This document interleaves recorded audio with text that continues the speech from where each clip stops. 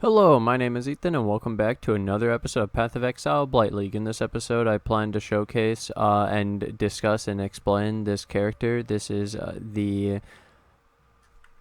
Shadow Assassin. Cast on crit Cyclone Ice Nova with a Cospri. So the main concept of the build is this sword. Once you hit level 68 in the game, you get to use this sword called Cospri's Malice Jeweled Foil. So we were able to get this one. It's pretty good. It says this unique line: trigger a socketed cold spell on melee critical strike.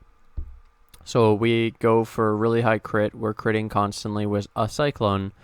In this sword, we put Frostbolt and Ice Nova. So Frostbolt, basically, Ice Nova is this circle around you, but when you shoot out Frostbolts, the Frostbolts will get the circles too. Then on top of that weapon, we also use Cyclone with a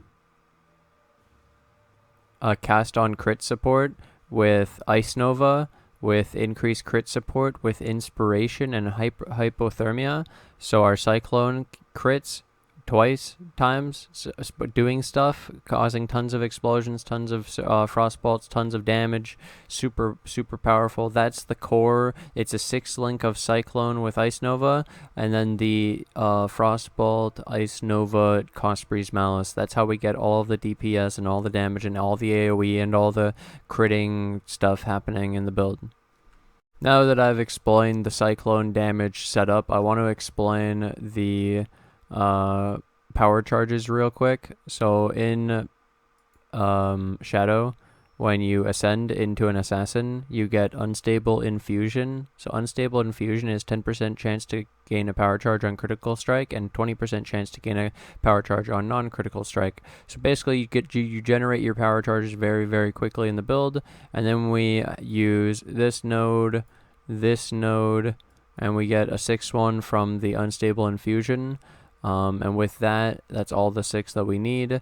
It's really beautiful. Power charges give you crit chance, so it helps you do that. Then we get more crit strike chance while at max, movement speed while at max, and we use Mistwalker, which isn't related to this, but it has some crit, but basically the point is we stack power charges in the build for crit and power charge crit generation, and just in using them in general, it's very powerful. Assassins with this build is super cool, and then it works with our cast on crit Cospris with our cast on crit Ice Nova, and oh man, this shit just starts all stacking together really well.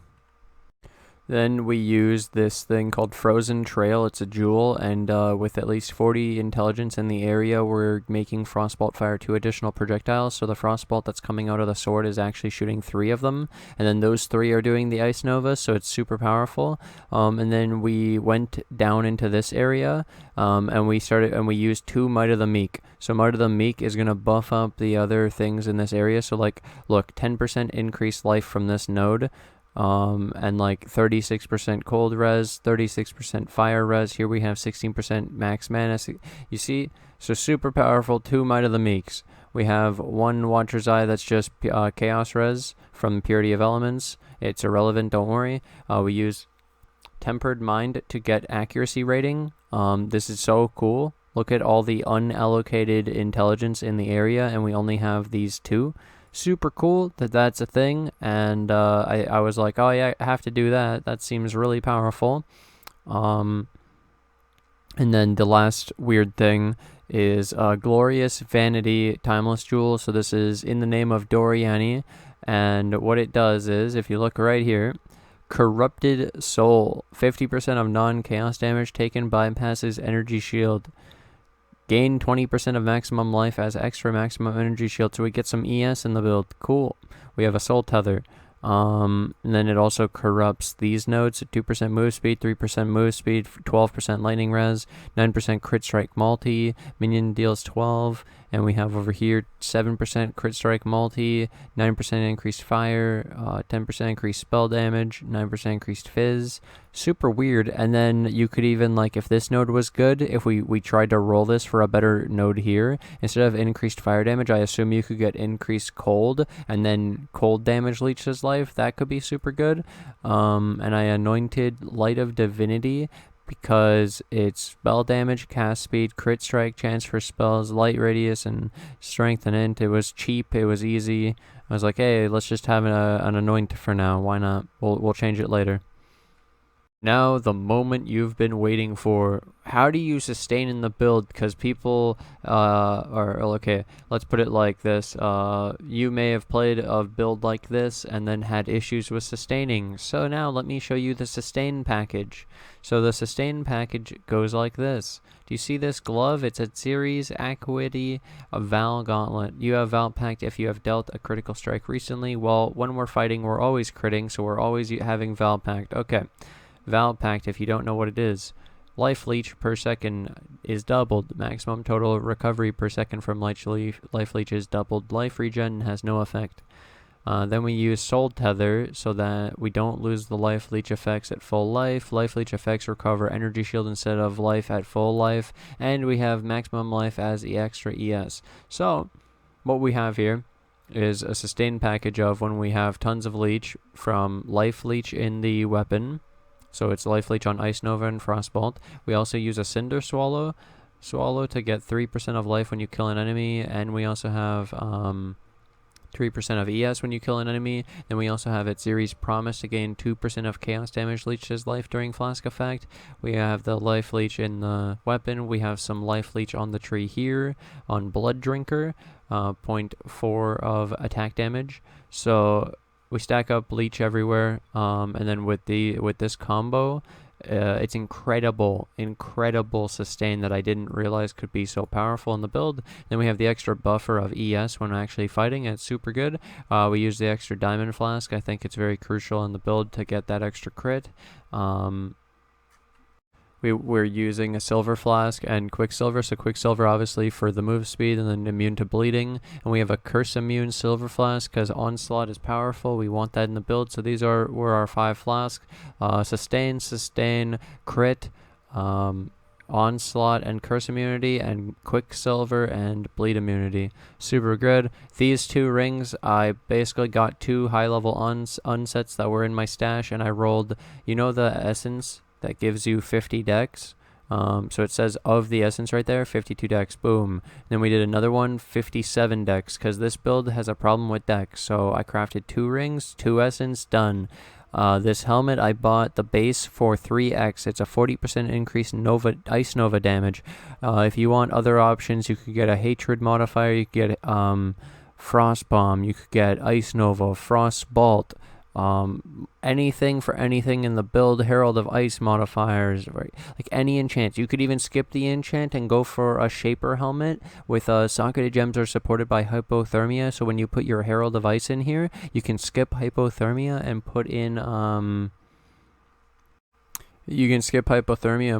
an inspiration just like you have in your chestplate, a 2020 inspiration in the helmet. That could be super powerful. So then I just rolled some Scorched Fossils until I got fire resistance because the build was missing fire res. We get cold res from this.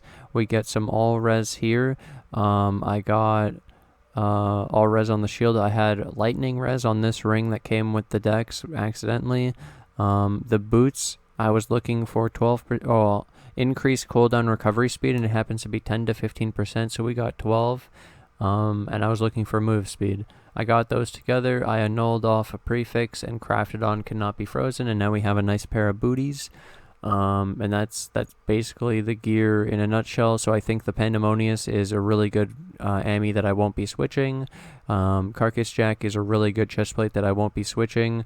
This combo for Leech is really nice. I might upgrade the rings. I might upgrade the shield. The shield is for +1 to level of all cold spell skill gems and increased cold damage. It had the added bonus of all Ellie res, increased ES, int, and chance to block spell damage, and it's on a fossilized spirit shield. It was very cheap, but yeah. Super broken, obviously worth way more than I paid for it. The Pantheons for the build that I'm going to be going are Lunaris, as we always do, and then we use Shakari for poison immunity, thank God. So I explained that the weapon auto-casts Frostbolt and Ice Nova when you crit, while the helmet is the Herald of Ice with increased area of effect, increased crit strike support, Hypothermia support. If you get Hypothermia in the helmet, you can then put Inspiration. And then the Cyclone setup is Cyclone, Ice Nova, increased crit support, Inspiration, Hypothermia, cast on crit support. Then I did this setup, cast when damage taken, Immortal Call. So this is a level 1 cast when damage taken, level 3 Immortal Call 20 quality, increased duration 2020, Frost Bomb level 10 20. So we have auto activating Frost Bomb based on us taking damage. We also have a Frost Bomb in our shield. We have the extra precision in our boots. We have Flame Dash and an Unset Ring. And we have Purity of Elements still. So we can soon take out Purity of Elements because we're able to get the res without Purity of Elements. Because we have so much room in the build to use, like the gloves, boots, shield, etc. Even the helmet, there's so much room to craft with to fill in the extra reses, and the tree that we are using has some good reses with it. So that's something we can do. Our last Ascendancy is going to be Opportunistic. I just didn't care that much, and I'm going to level up the character more before I go do the Ascendancy, because it's not a big deal. It's already so powerful without the Ascendancy, and we're missing some jewels. Like, I'm just filling in the character as we go. You may have noticed in an earlier clip, so what happened is I was looking for 45 area of effect, 45 area damage, 65 life, and like pretty high increased evasion energy shield prep like 140, and then I found this, and it was basically the same price as the other carcass jacks without the corruptions, but it was 6 link. I was like, what the fuck, this is like 5x. He's charging 5x for an item that's literally like 100x. So I bought this. Reduce lightning damage taken, reduce cold damage taken. Is that any good? Yeah, it's really good. This is the last thing to comment on after I talked about all the gems. You may notice now, after looking at all the gems and all I've explained, the build is completely working and in a great state where it's feeling really good. And now you realize, wow, wait, you have all this bonus stuff you can do. Right, so we have 3 extra sockets, 2 extra sockets, and then some of this stuff isn't even required, like Purity of Elements. We don't need the extra Frost Bomb. Technically, Clarity isn't needed in this build. Like, I don't know. There's a lot of room for adjustment now, so we'll start making bigger improvements that get us more things to do in the build, that get us even more power, because this is just like the minimum core, I believe. Well, I showed the core. The core is the weapon. Added the good layer of damage. Then I added these defensive layer, then I added this survivability, then I stacked some more survivability on it, and we're looking pretty good. So overall, would I recommend this character for you to try out? Yes. Do I think that you should also, if you're like low on budget, should you wait and wait to see more or farm out more with your Necro before you invest? Yeah, probably. Some of these items are kind of expensive. The weapon was expensive. The gloves are expensive. The 6-link carcass jack is expensive. The Ice Nova enchant was expensive. The amulet was expensive. Each item is like 3x in the build. This was cheap. This was cheap. This was cheap. And the shield was cheap. Soul Tether's cheap. But there are bigger items in the build, and I'm just warning you that if you wanted this build for like 2x, it's not. It's more like 30. I'm going to showcase the character in an Esh's Breachstone, so let's showcase a solo Esh's Breachstone in the current state of the character. It's pretty interesting. So yeah, we just come start the encounter. So this thing's unique. You notice a lot of explosions, you hear a lot of shattering, you see a lot of Frostbolts, you see my Cyclone size is pretty big. The damage is good enough to kill the S shit.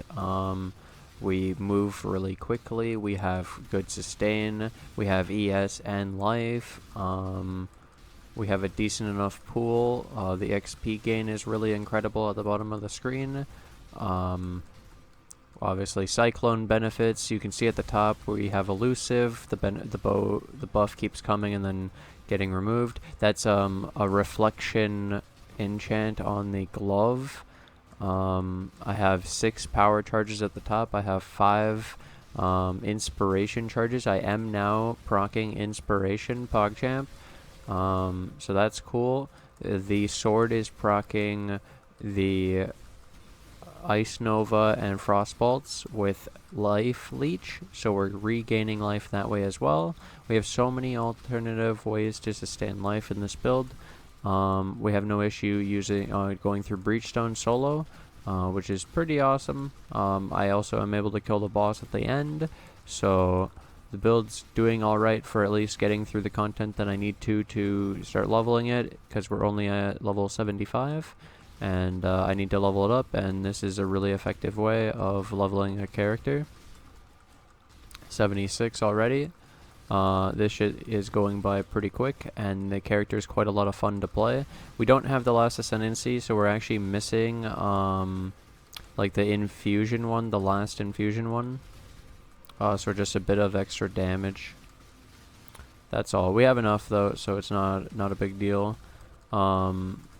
And then we're using the 2 pots on the 1 and 2 at Series Promise and the Cinder Swallow to get sustain.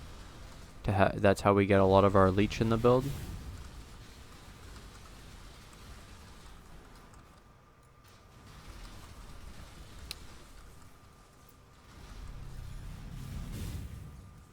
Where's the loot? What the? Alright. Since we're level 76, we'll do a level 79 camp in Delve to showcase the character in Delve. So 76, here we go. It's very enjoyable. This character, I want to showcase it everywhere, dude. It's just wow. Wow. It's a very satisfying character. This is one of those ones you want to show all your friends because you're like, oh my god, look at this. And it's kind of like the AFKing Blighted maps.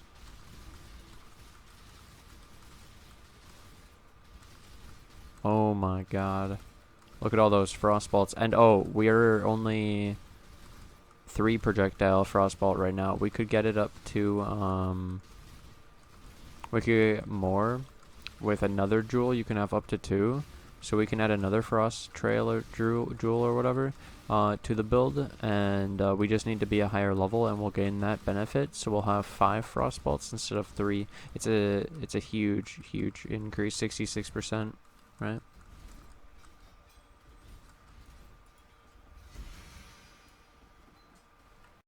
I'm capturing the soul of the Desert Spring boss, so we're gonna go do that. That's part of the capture Terror of the Infinite Drifts to get immune to poison in your Ascendancies. I mean Pantheons. So we're gonna go quickly kill that guy. Should probably close currency cop. There we go. Ooh, Caldera. Sustaining. Look how cool that is, man. This is sick. Our clear is insane, dude. And then you wonder about the single target. Well, we'll see. We'll see on this boss. Oh my god, this is so awesome, dude. And it's not slow either.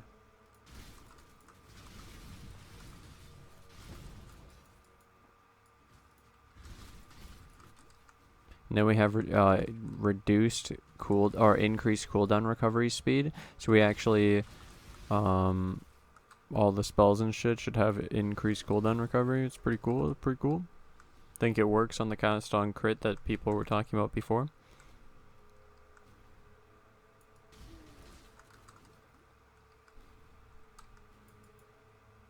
The sand pit. Here we go.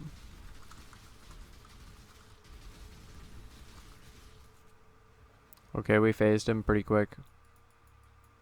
I'd call that pretty good.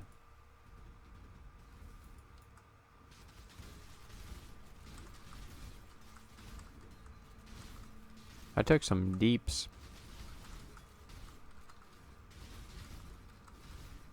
I didn't know you could take damage following his trail.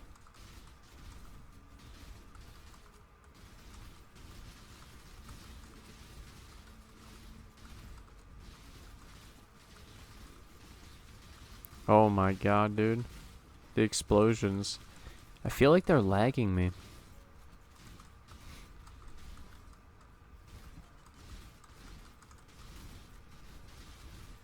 Too many projectiles, dude.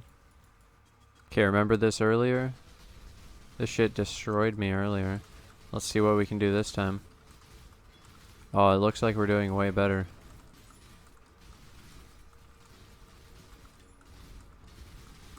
Looks like we're doing way better. Oh, dude, we had no issue this time. Okay, so attempt number 2, we bought this boot. We want to keep the move speed and the increased cooldown recovery speed. Let's hit off some prefix. Boom. There! Okay, good. Now we can craft on the, a prefix.